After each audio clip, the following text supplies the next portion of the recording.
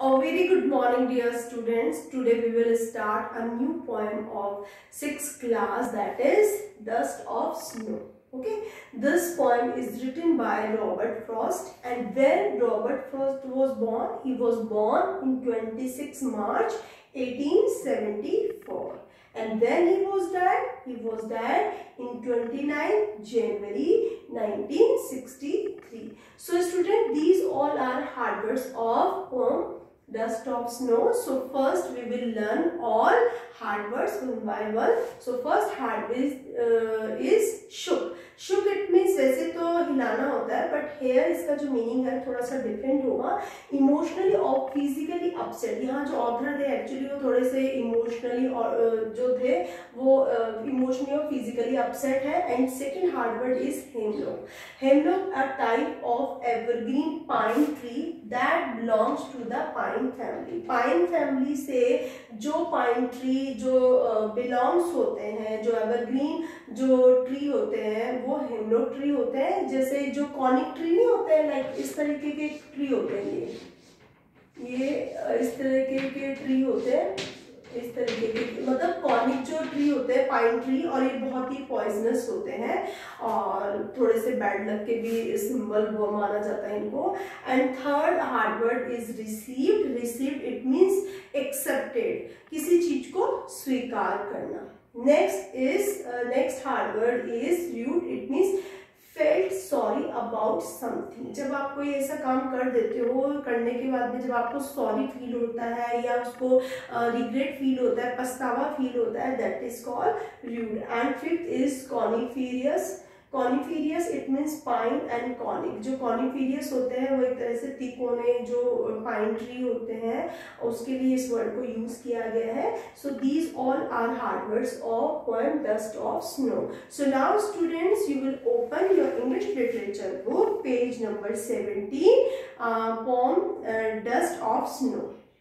So Dust of Snow, it is written by Robert Frost. So first I will give the brief introduction about Robert Lee Frost. जो Robert Lee Frost है, जैसे मैंने आपको बताया, he was born in 26 March 1874 and he was died in 29 January 1963. And Robert Lee Frost जो है he was an American poet. ये कैसे पॉइट थे? एक अमेरिकन पॉइट थे. And he was famous for the way he wrote about rural life in America in the early 20th century. 20th century में उन्होंने जो अमेरिका की रूरल लाइफ है उसके बारे में उन्होंने लिखा था. एंड इन हिज पोइट्री, अपनी पोइट्री में किसके बारे में लिखा था उन्होंने? अमेरिका की जो रूरल लाइफ है उसके बारे में उन्होंने अपनी पोइट्री में लिखा था. किसने? रॉबर्ट ली फ्रॉस्ट ने. And Frost received the Pulitzer prize for poetry 4 times. अब ये जो रॉबर्ट फ्रॉस्ट है इनको एक प्राइज भी दिया गया था, उसको कहा जाता है पुलिट्जर अवार्ड. और इस प्राइज में ये जो प्राइज था उनको अपनी पोइट्री के लिए मिला था और 4 times उनको ये अवार्ड दिया गया था. In this poem Frost talk about how spending time outdoors.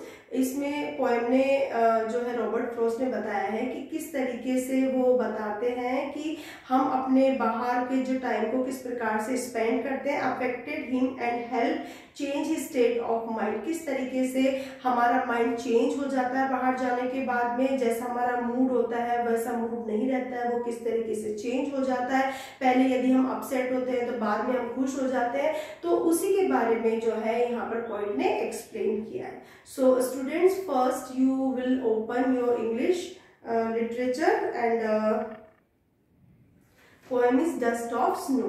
Okay, so we will start this poem. First stanza. The way a crow shook down on me the dust of snow from a hemlock tree.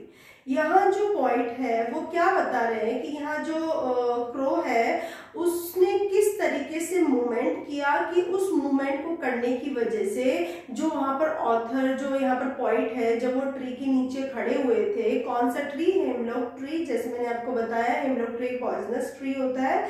तो यहाँ पर जो है hemlock actually ये जो poem है यहाँ पर 2 थिंग्स के बारे में बताया गया. First is hemlock tree and second one is crow. जो हेमलॉक ट्री होता है उसमें जो पॉइंट है वो क्या बता रहे हैं, हेमलॉक ट्री पाइन फैमिली से बिलोंग करता है। और ये जो पाइन ट्री होता है वो एक तरीके से मतलब जो नॉर्थ अमेरिका है, ईस्टर्न जो एशिया है, या फिर सेंट्रल जो एशिया है उसमें इस प्रकार के जो है ट्री पाए जाते हैं। तो उनके बारे में उन्होंने बताया है।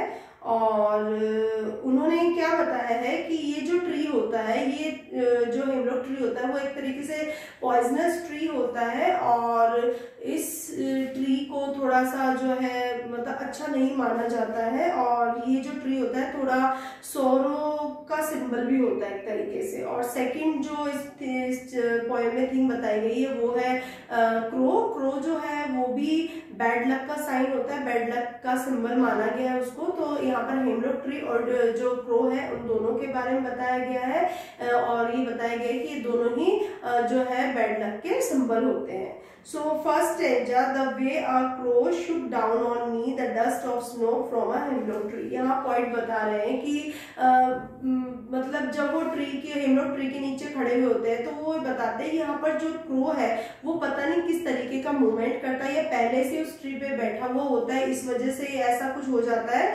तो जब वो शुक हिलता है वहां पर उसके ऊपर तो क्या होता है कि उसके हिलने की वजह से, उसके मूवमेंट को करने की वजह से जो पॉइंट उस हेमलॉक ट्री के नीचे खड़े हो जाते हैं उनके ऊपर dust of snow, it means जो हेमलॉक ट्री के ऊपर जो स्नो होती है, बर्फ होती है, उसकी जो डस्ट होती है, या फिर हम हेमलॉक ट्री जो होते हैं उसके जो फ्लावर उसके लिए हम उसको यूज कर सकते हैं। तो डस्ट ऑफ स्नो या उसके जो फ्लावर होते हैं वो जो पॉइंट नीचे खड़ा हो रहता है तो उस पे वो गिरने लगती है डस्ट ऑफ स्नो। इस वजह से क्या होता है, has given my heart a change of mood and saved some part of a day I had lived। यहाँ पर जो पॉइंट है वो क्या बता रहे हैं कि मतलब उनको ये इस बात से ये तो पता लगता है कि एक्चुअली जब क्रो का मूवमेंट होता है तो वो ये कह रहे हैं कि उसके यहाँ पर मतलब बैठ जाने से ट्री हिलता है, उस वजह से डस्ट ऑफ स्नो उनके ऊपर होती है। इट मीन्स यहाँ पर जो पॉइंट है उनका मूड अच्छा नहीं होता है, वो यहाँ पर अपसेट होता है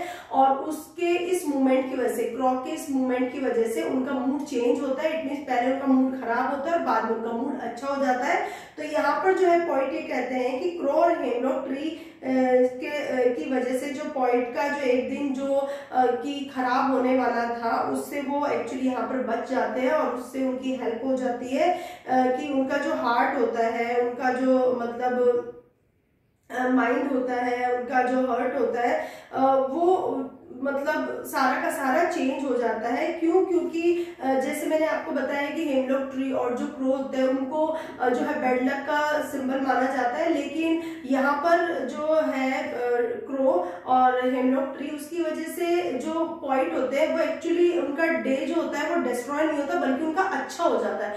तो कई बार लाइफ में कुछ चीजें ऐसी होती है कि जो हम बैड लक मानते हैं उन चीजों को, लेकिन जरूरी नहीं होता कि वो हमारे लिए बैड लक की हो। जैसे फॉर एग्जाम्पल आप कहीं जा रहे हैं और कैट ने बीच में से रास्ता काट दिया तो आपको क्या लगता है कि अब तो कुछ बैड लक की साइन है, बैड लक की सिंबल, अब तो कुछ बुरा होगा हमारे साथ। तो ऐसा कोई जरूरी नहीं है। सेम एज इट इज इस पोएम में भी बताया गया है कि कुछ ऐसी चीजें जो हमारी लाइफ में बैड लक की साइन होती है, जरूरी नहीं है कि वो हमारे लिए बैड लक हो, कभी कभी वो हमारे लिए अच्छी भी हो जाती है।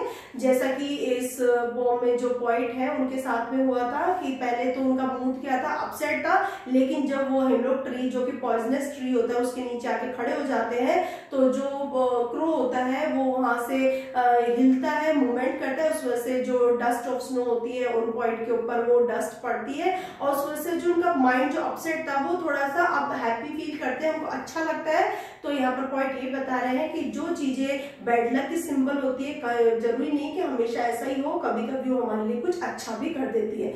So students, I hope now you have understood about this poem. It's very easy and simple poem. So आप लोग समझ गए होंगे। सो आज के लिए इतना ही करेंगे। Thank you and have a nice day.